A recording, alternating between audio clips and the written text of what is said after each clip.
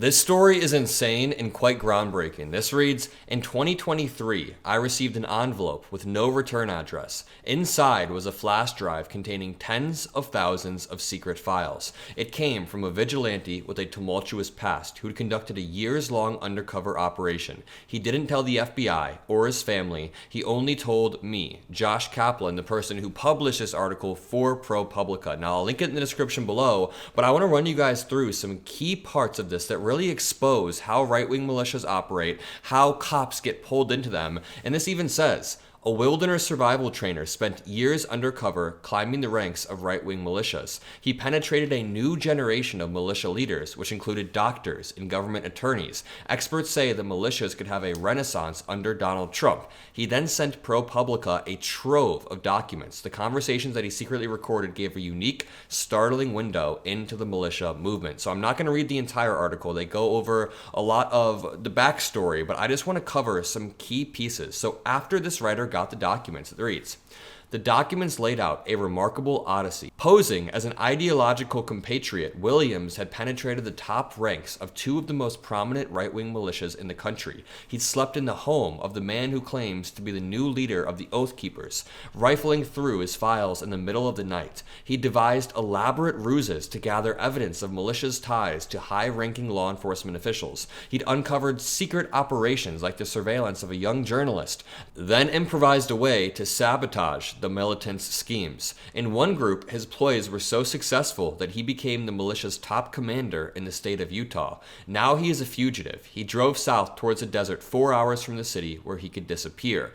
Now, this gets wild. This says, we spoke a handful of times over encrypted calls before he fled. He'd been galvanized by the January 6th storming of the Capitol, Williams told me, when militias like the Oath Keepers conspired to violently overturn the 2020 presidential election. Now, the mole, who we refer to as John Williams, believed democracy was under siege from groups the FBI had said posed a major domestic terrorism threat, so he infiltrated the militia movement on spec as a freelance vigilante. He did not tell the police or the FBI. A loner, he did not even tell his friends or family. Now let's scroll down a bit right here. It says, so I poured over the files that he sent me, tens of thousands of files. They included dozens of hours of conversations that he secretly recorded and years of private militia chat logs and videos. I was able to authenticate those through other sources in and out of the movement. I also talked to dozens of people, from Williams' friends to other members of the militias. I dug into his tumultuous past and discovered records online he hadn't pointed me to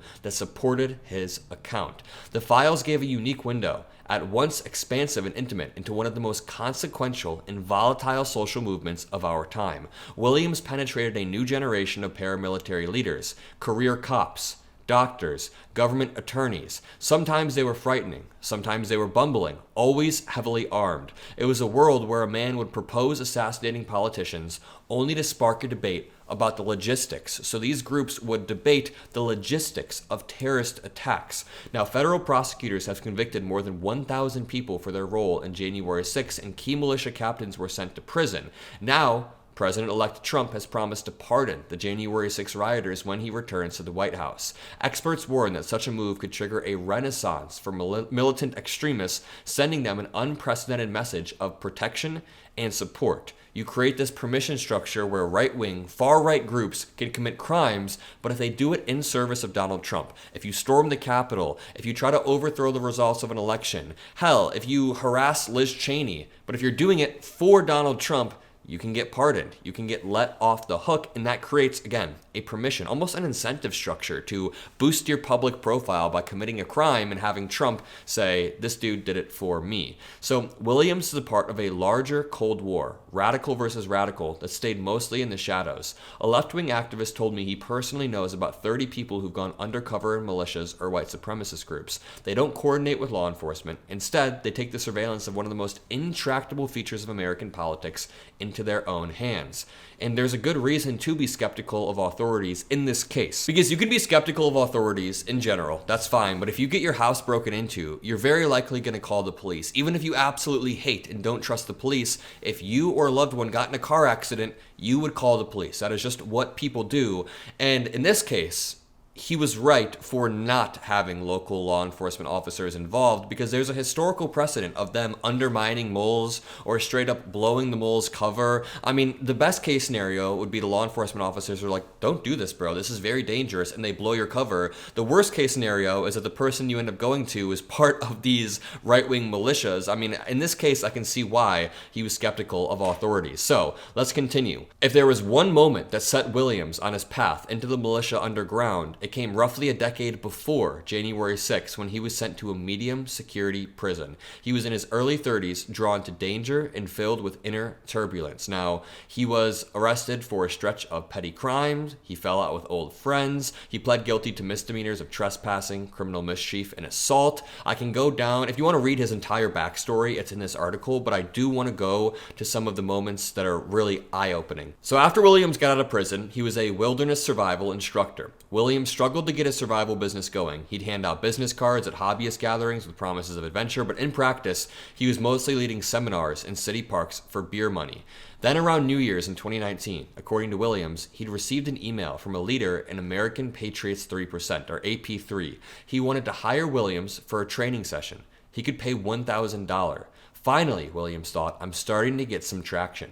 They had agreed that there would be no semi-automatic rifles, Williams told me, so everyone brought a sidearm. Some dozen militiamen had driven into the mountains near Peter Sinks, Utah, one of the coldest places in the contiguous U.S. Initially, they wanted training in evasion and escape, Williams said, but he thought they needed to work up to that. So for 3 days, he taught them the basics of wilderness survival, but with a twist: how to stay alive while, quote, trying to stay hidden. That's ironic.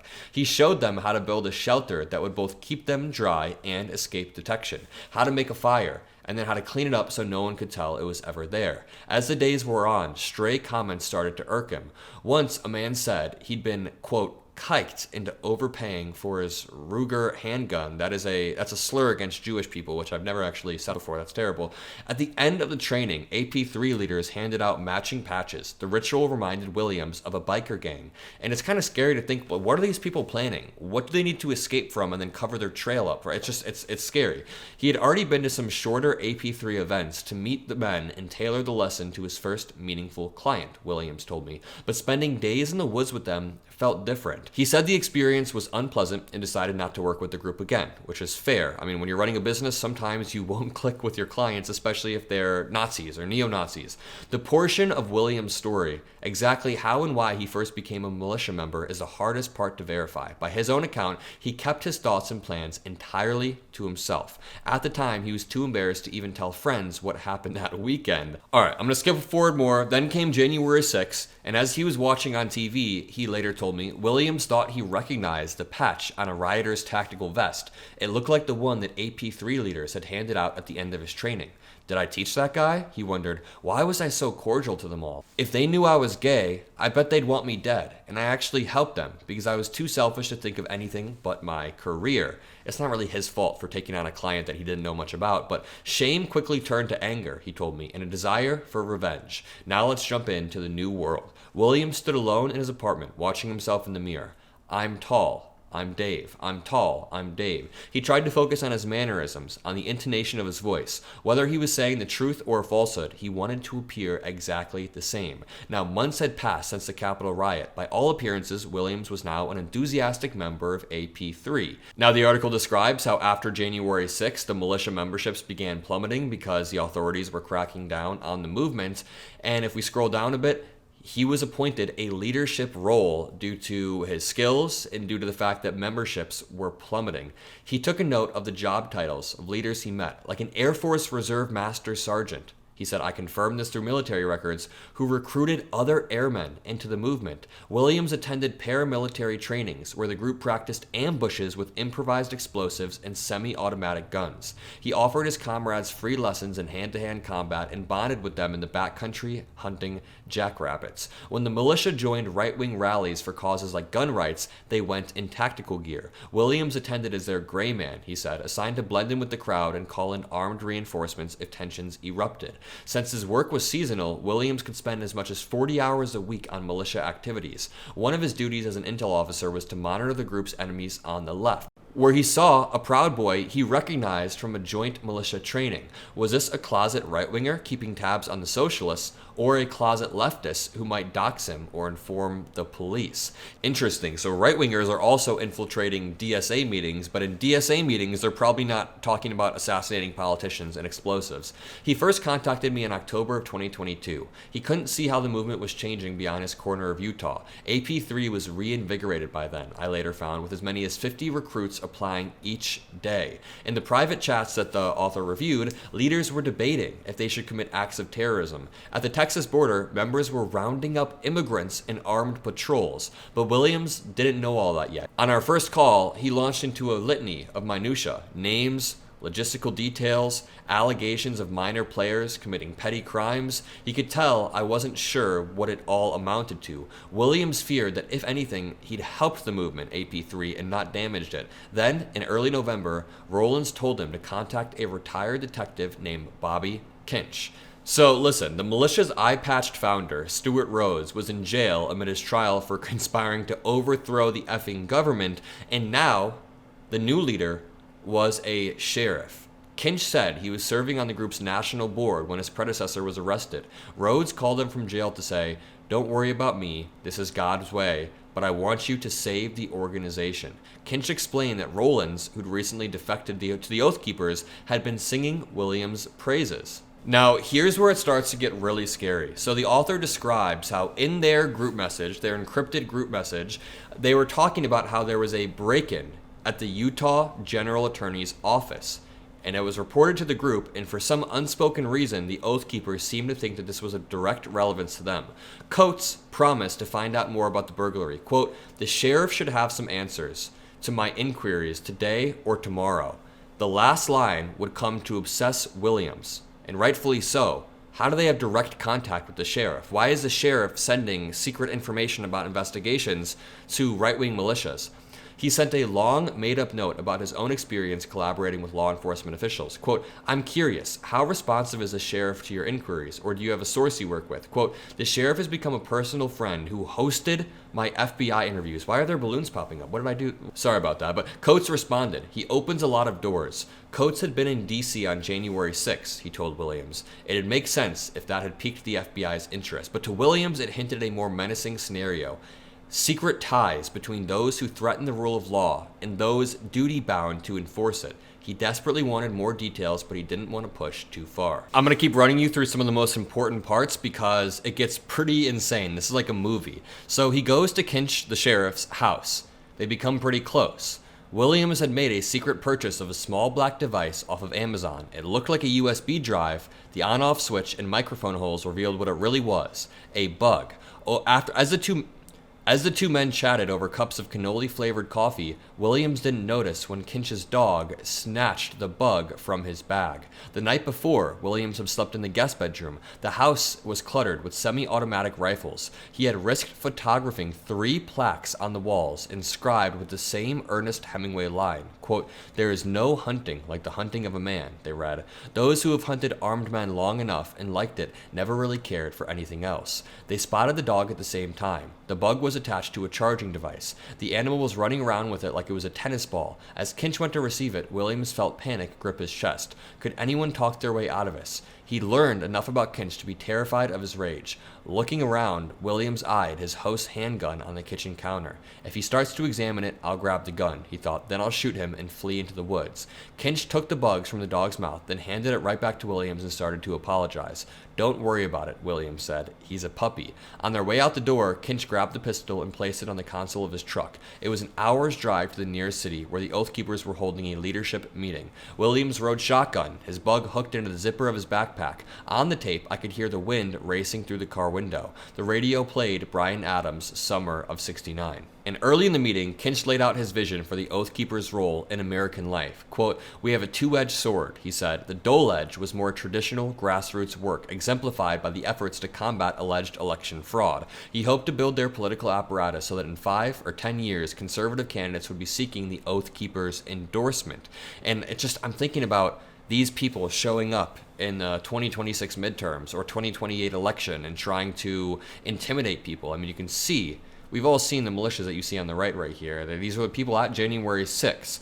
Then there was a sharp edge, paramilitary training.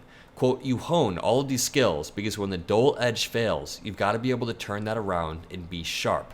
The room smelled like donuts, one of the men had remarked. The week before, Kinch's predecessor had been convicted of seditious conspiracy. This was their first meeting since the verdict, and I opened that recording later with the same anticipation I felt sitting down for the Super Bowl. What would come next for the militia after this historic trial? Ruin, recovery, or revolt? The stature of men leading this group post-January 6 resurrection startled me. I was expecting the ex-cops. Militias tend to prize law enforcement ties. During an armed operation, it could be useful to have police see you as a friend. But there was also an Ohio OBGYN on the National Board of Directors. He used to work for the Cleveland Clinic, I discovered, and now led a subsidiary of United Health Group.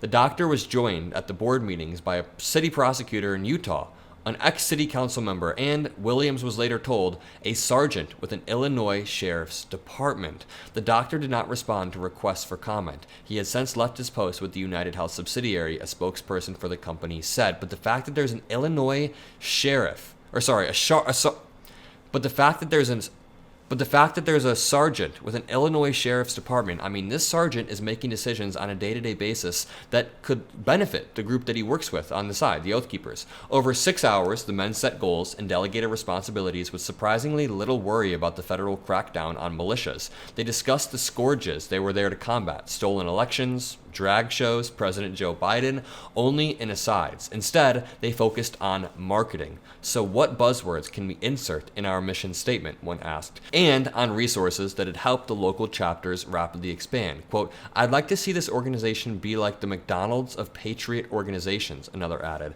To Williams, it felt more like a Verizon sales meeting than an insurrectionist cell. And it's insane. You just have to think about how intentional these militias are with the rhetoric that they use. They're not just throwing stuff at the wall and seeing what sticks. They use very key phrases about protecting America's culture, which really means keeping America white. They have these key phrases that can sometimes resonate with the average person if you don't think deeper at their intentions.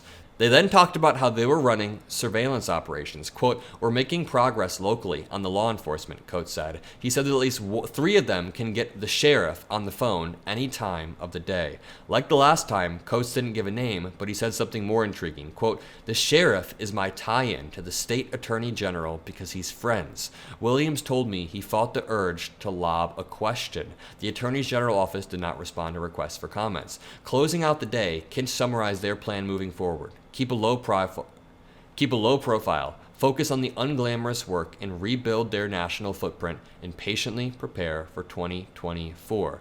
We still got, 2 more years until another quote-unquote election. He thanked Williams for coming, and then they left. The stakeout. It only gets crazier, and man, this is a long-ass article. That's why I'm skipping over some portions that just go into his life history in 2002. That's not as relevant as this. On December 17th of 2022, a week after that meeting, Williams called a tech-savvy 19-year-old Oath Keeper named Rowan. He told Rowan he was going to teach him to infiltrate leftist groups, but Williams' real goal was far more underhanded. While the older Oath Keepers had demurred at his most sensitive questions recently, the teenager seemed eager to impress a grizzled survival instructor. By assigning missions to Rowan, he hoped to probe the militia's secrets without casting suspicion on himself. Quote, you don't quite have the life experience to do this, Williams opened in the recording, but with a couple years training, I think we can work towards that goal. In Rowan, the 19-year-old, Williams had found a particularly vulnerable target. He was on probation, and according to court records, Rowan had walked up to a stranger's truck as she was leaving her driveway. She rolled down her window, and he punched her several times in the face. When police arrived, Rowan began screaming that he was going to kill them and threatened to blow up the police department. He was convicted of misdemeanor assault. Williams felt guilty about using the young man, but also excited. Nah, fuck this young man, honestly, don't feel guilty. The relationship quickly unearthed something that disturbed him. The week of their call, Williams woke up to a series of angry messages in the Oath Keeper's encrypted signal channel. The ire was directed towards a Salt Lake Tribune reporter who, according to Coates, was a real piece of shit. His sins included critical coverage of anyone trying to expose voter fraud, and writing about a local political figure who'd appeared on a leaked Oath Keepers roster. Williams messaged Rowan, quote, I noticed in the chat there's some kind of red list of journalists. Could you get that to me? He asked. Quote, it would be very helpful to my safety when observing political rallies or infiltrating leftists. Ah, yes, I have doxes on many journalists in Utah, Rowan responded, using slang for sharing someone's personal data. He sent over a dossier of the Tribune reporter, which opened with a brief manifesto. Quote, this dox goes out to those who have been terrorized, doxed, harassed, slandered, and family names mutilated by these people. The reason they're mutilating your family names is because you guys are literal neo-Nazis. It provided the reporter's address and phone number along with 2 pictures of his house.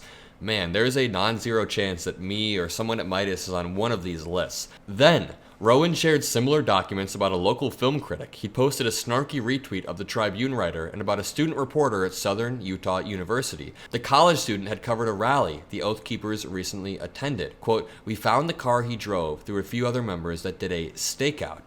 That's awesome, Williams said. Internally, he was reeling. A stakeout? In the dossier, he found a background of the student's parents along with their address. Had armed men followed this kid around? Did they surveil his family home? His notes showed him wrestling with a decision he hadn't let himself reckon with before. Was it time to stop being a fly on the wall and start taking action? Did he need to warn someone? The journalists? The police? Breaking character would open the door to disaster. Imagine if he did go to the police department and he informed somebody who has close ties with these people. I mean, that would be life over. That would be game over. The incident with Kinch's dog had been a chilling reminder of the risks. Williams had been in the militia too long. He was losing his sense of objectivity. The messages were alarming, but were they an imminent threat? He couldn't tell. The point of his mission was finally coming into focus. He was done simply playing the part of a model militia member. His plan had 2 parts. After gathering as much compromising information as he could, he would someday release it all online, which is what we're reading right now. He carefully documented anything that looked legally questionable, hoping law enforcement would find something useful for a criminal case. At the very least, going public could make militiamen more suspicious of each other. In the meantime, he would undermine the movement from the inside. He began trying to blunt the danger that he saw lurking in every volatile situation the militiamen put themselves in. On January 27th, body camera footage of the police killing of Nichols, the famous case, an unarmed black man, became public. Quote, the footage is gruesome and distressing, the New York Times reported. Quote, cities across the U.S. are bracing for protests. The militias had often responded to Black Lives Matter rallies with street brawls and armed patrols. Williams had visions of Kyle Rittenhouse-esque shootings in the streets. He put his newly formulated strategy into action, sending messages to militiamen around the country with made-up rumors he hoped would persuade them to stay home. In Utah, he wrote to Kinch and the leaders of his other 2 militias. He would be undercover at the protests in Salt Lake City, he wrote. If any militiamen went, even, quote, a brief look of recognition could blow my cover and put my life in danger. All 3 ordered their troops to avoid the event. After the protest, Williams turned on his voice diary and let out a long sigh. For weeks, he'd been nauseous and had trouble eating. He developed insomnia that would keep him up until dawn. He'd gone to the rally to watch for militia activity. When he got home, he'd vomited blood. Even grocery shopping took hours now. He circled the aisles to check if he was being tailed. Once while driving, he thought he'd caught someone following him. He'd reached out to a therapist to help relieve some of his pressure, he said. But he was afraid of speaking candidly with the therapist. Quote, I can check his office for bugs and get his electronics out of the office. And then once we're free, I can tell him what's going on. And then here's number 10, the deep state. On March 20th, Williams called Scott Seddon, the founder of AP3. If he was on the verge of a breakdown, it didn't impact his performance. I could tell when Williams was trying to advance his agenda as I listened later, but he was subtle about it. Methodical. By day's end, he'd achieved perhaps his most remarkable feat yet. He'd helped persuade Seddon and his lieutenants to fire the head of AP3's Utah chapter and install Williams in his place. Now he had access to sensitive records only senior militia leaders could see. He had final say over the group's actions in an entire state. He knew the coup would make him vastly more effective, yet that night, in his voice diary, Williams sounded like a man in despair. The success only added to his paranoia. Becoming a major figure in the Utah militia scene raised a possibility he couldn't countenance. He might be arrested and sent to jail for some of the actions of his comrades. With a sense of urgency now, he'd focused even more intently on malicious ties to government authorities. Quote, I've been still collecting evidence on the paramilitary's use of law enforcement. It's way deeper than I thought. He solved the mystery of the Oath Keepers sheriff. It was a sheriff for Iron County, Utah, a tourist hub near 2 national parks. He assigned Rowan to dig deeper into the official's ties with the movement and come back with emails or text messages. In a recent interview, the sheriff told me that he declined to offer to join the Oath Keepers, but that he's known, quote, quite a few members and thinks they're, quote, quote, generally good people. Coates has periodically contacted him about issues like firearms rules that Coates believed are unconstitutional. The sheriff said, quote, if I agree, I contact the Attorney General's office. Claiming to work on, quote, a communication strategy for reaching out to law enforcement, Williams then goaded AP3 members into bragging about their police connections. They told him about their ties with high-ranking officers in Missouri, in Louisiana, in Texas, and in Tennessee. The revelations terrified him. Quote, when this gets out, I think I'm probably going to flee overseas, he said in his diary. They have too many connections. What if a cop ally helped militants track him down? Quote, I don't think I can safely stay within the United States. 4 days later, he turned into a Zoom seminar put on by a fellow AP3 leader. It was a rambling and sparsely attended meeting, but 45 minutes in, a woman brought up an issue in her Virginia hometown, population 23,000. The town's vice mayor, a proud election denier, was under fire for a homophobic remark. She believed a local reporter covering the controversy was leading a secret far-left plot. What's more, the reporter happened to be her neighbor. To intimidate her, she said, she'd been leaving dead animals on her lawn. To intimidate her, he'd said, he'd been leaving dead animals on her lawn.